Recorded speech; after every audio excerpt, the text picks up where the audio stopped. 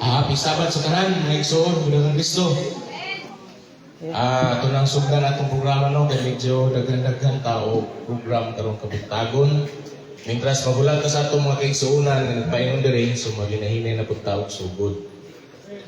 O sa pagsugod, akong yung tanan para sa ato ang silent prayer sa tumatago sa aking kurana.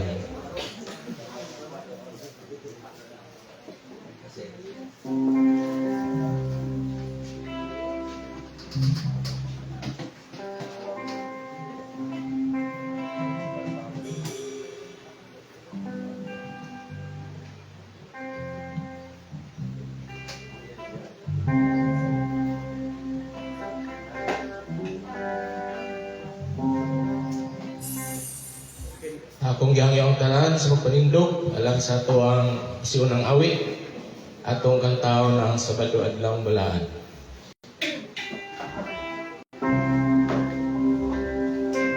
O kuman sa pagkanta akong gihangyaw si Brother Jerry Rayon kapag basa sa napulo ka subo.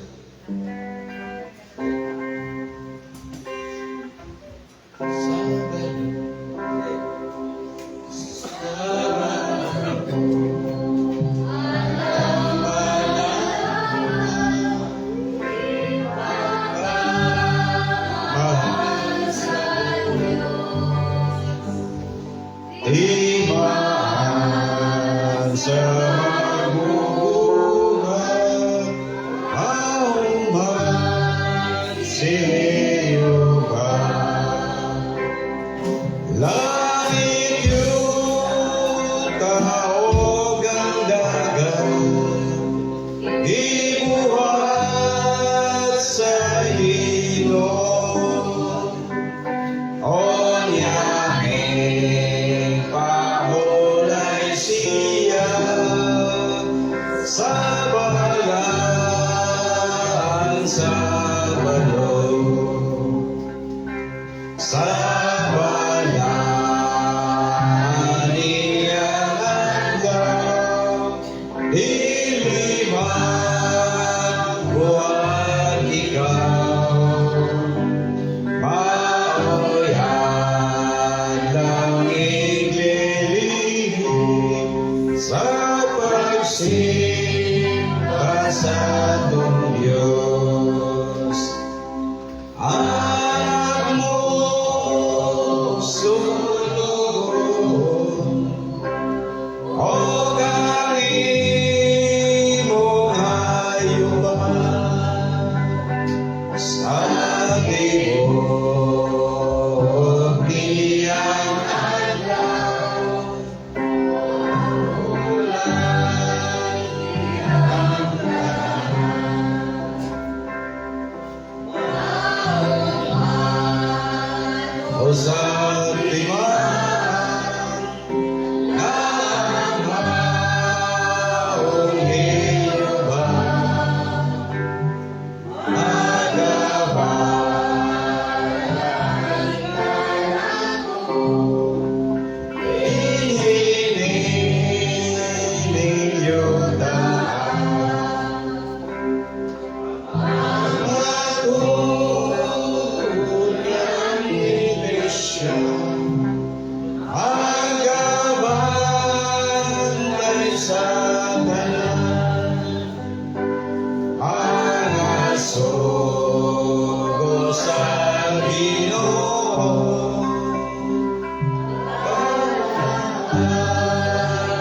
silang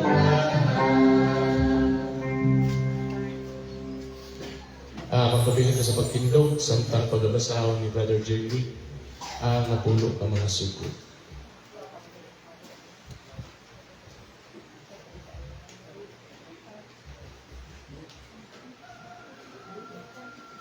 Itong pagkalinhugan ng napulo kakasubuan nung mabasa sa Exodo 20, Grace Santo, City. Nga din nagaingon, dili ka magkaton o lahin ng mga Diyos sa tubangan ko.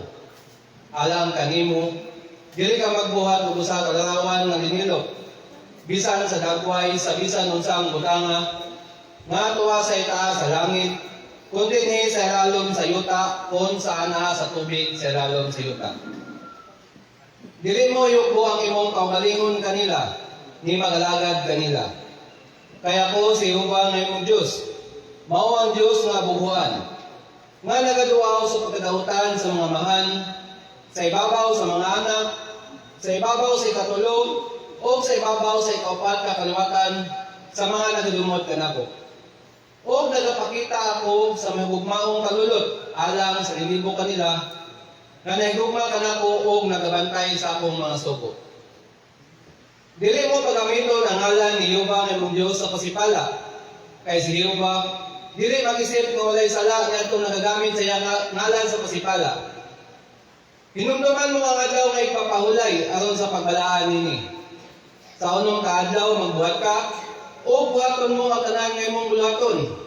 Apan ang adlaw nga ikapito mayo sa kaadlaw nga ipapahulay, alang kang Jehova imong Diyos. Nining adlaw dili ka magbuhat, ikaw. Bisan ang imong anak nga lalaki, bisan ang imong anak nga babae, bisan ang imong sulugoon nga lalaki, bisan ang imong sulugoon nga babae, bisan ang imong kahayupan, bisan ang imong dumulong nga nasa sulod sa imong mga putahan. Kaya sa unong kadlaw gibuhat ni Jehova ang langit ug ang yuta, ang dagat ug ang tanan nga anaa nini, ug may pahulay sa ikapito ka adlaw.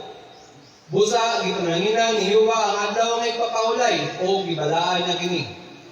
Tawagon mo ang imong amahan ug ang imong inahan, aron maghatahas ang imong mga adlaw sa yuta nga ginhatag kanimo ni Jehova nga imong Diyos. Dili ka magpatay, dili ka magpanapaw, dili ka magpangawat, dili ka magsaksi og bakak batok sa imong isig katawo. Dili ka maibog sa balay sa imong isig katawo. Dili ka maibog sa asawa sa imong isig katawo. Ni sa iyang sulugoon nga lalaki, ni sa iyang sulugoon nga babae, ni sa iyang baka, ni sa iyang asno, ni sa unsang butanga nga iya sa imong isig katawo. Magpabilinta sa pagtito na. Ako. Balay ko rin o bala ng mga Diyos, Ginoo, salamat Lord God, ng takna Ginoo sa kabuntagon. Di ikaw, Ginoo, naghahatag o mayong panahon, Ginoo. Salamat sa Lord sa imong pagiya sa mga kaigsunan na nakadangat sila dire Lord sa local church sa San Francisco, Ginoo, na safe and sound, Ginoo, punong sa kalipay, Ginoo. Salamat, Lord God, sa imong kayo, Ginoo.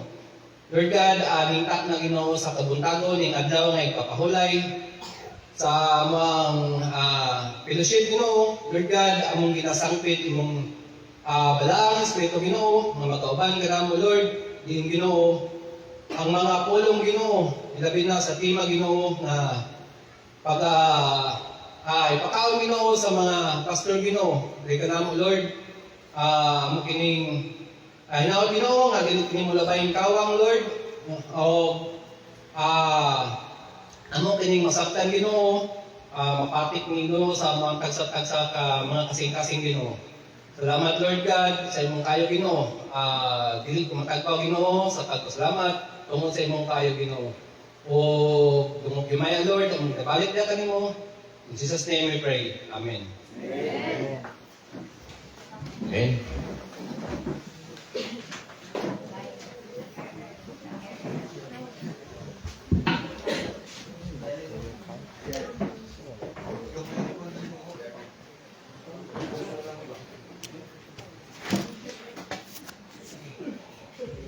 Okay, so wala ilangan. No, ato na yung sunod ang inspirational talk.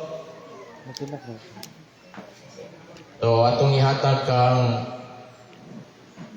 Pastor Phil, inspirational talk, Pastor.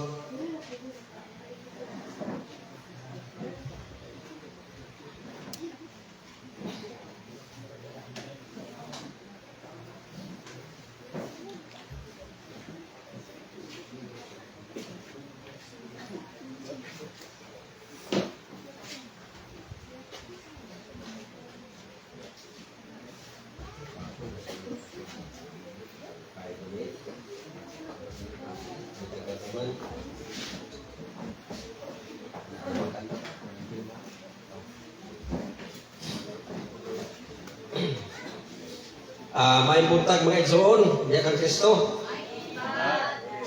Malipayon man tanan mga igsoon. Amen. Matanaw ko nato mga igsoon, no? Ang mga igsoonan nga wabot na ganin ng adlaw nga igpapahulay. Malipayon ta mga igsoon. Nga naman, kay makapaminaw na punta sa mga pulong sa Diyos. Amen mga igsoon. Malipayon yun, mga igsoon. O, happy Sabbath sa tanan, mga igsoon. Malipayon ka na nakadangat tanin sa Sampran. Kami dito sa Santo Niño. O, sa iyo pag yun may, aron may makasakay po sa Brother Robert sa Kenan. Nana, mga igsoon.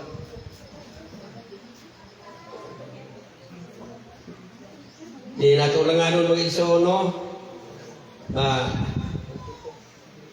Nga ilaban na nga nining ato panahon karon arang nakaayo ka ining lisod, pero di lisod mga igsoon sa naay mahimo, pero kita nga mga Kristohanon nga iya mga anak sa Dios,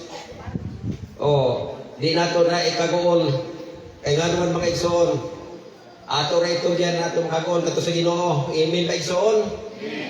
Inguna na mga igsoon ngani kini diata sa tema sa Salmo 46 versikulo 1 ato basahon mga igsoon.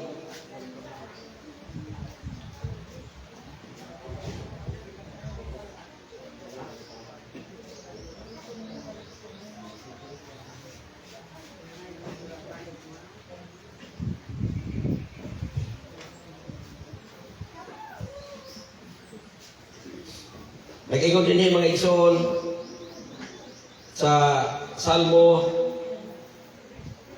46 versikulo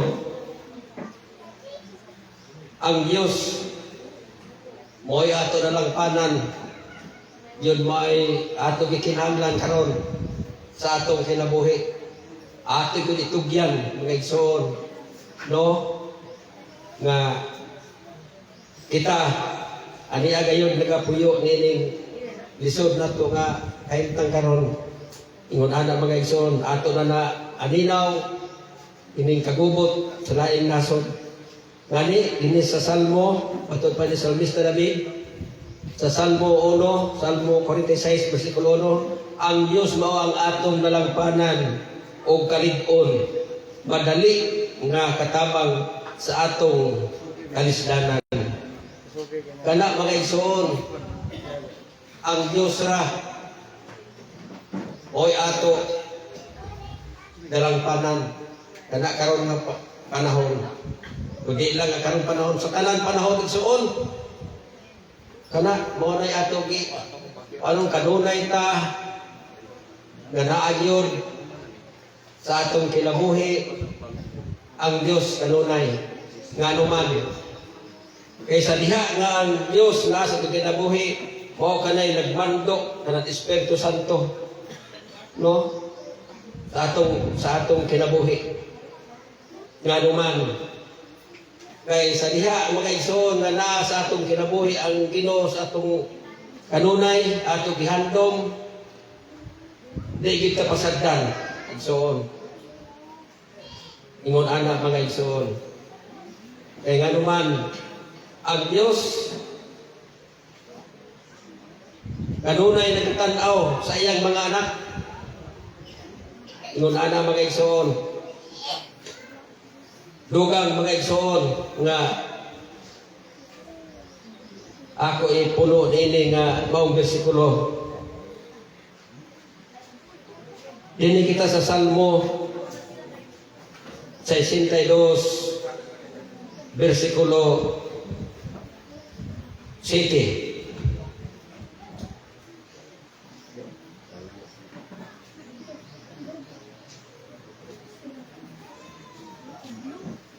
Nagingon din sa 7 mga igsoon. Sa 8, sumalig kamo kaniya sa tanan nga panahon, kamo nga katawhan. Ibo ninyo ang inyong kasing-kasing sa tubangan niya. Ang Diyos mao ang dalangpanan anang kanato. Sa bersikulo 8 ay mga igsoon. Kana maoron nay ato gikinahanglan ya kanunay gyud nato ang Dios diha sa atong kinabuhi. Matud pa sumalig isalig na nato igsuon ngadto sa Dios. Ingon ana kaysa diha nga nagsalig ta ang Dios magauban gid nato. Dili kita pasagdan o tabangan ta niya. Ingon anak mga igsoon ang atong gikinahanglan karon nga ilabi na mga igsoon kini ato kinabuhi wagi nato may bawi. Mao na gakinahanglan nato karon ang atong paglig-on bisan pa sa mga pagsunay igsoon magpadayon ta, no? Kaya ingon anak, kaya sa diha mga igsoon na kita nagapadayon sa mga pagsulay o unsay giingon sa Mateo 24:13 ang nagpadayon hangtod sa katapusan mamaluwas. Apan ang dili hukman sa silot. Padayon nata mga igsoon. Labi na sa kaya kini mga katawhan ra ba sa Dios mga igsoon, lutoson ra ba gid igsoon.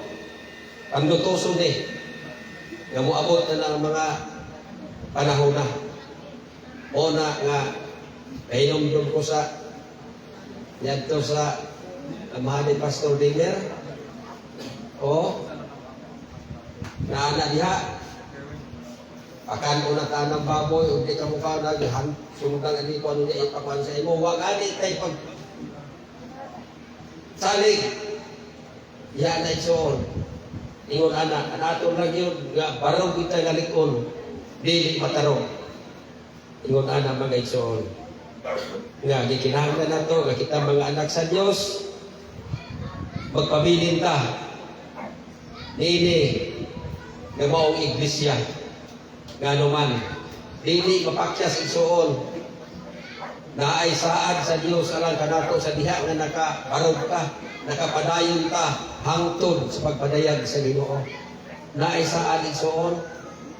Basahon nato. O natapusan bersikulo igsoon kay daghan pa ang mumulong iso na lang ka bersikulo. Ato kini mabasa sa 2 Tesalonica 1:4. Naadyo'y gipasalig sa Ginoo. Kinsa lamang ang gisaaran sa pagbalik sa Ginoo ni anang maong gingharian kita ng mga iglesia sa Dios.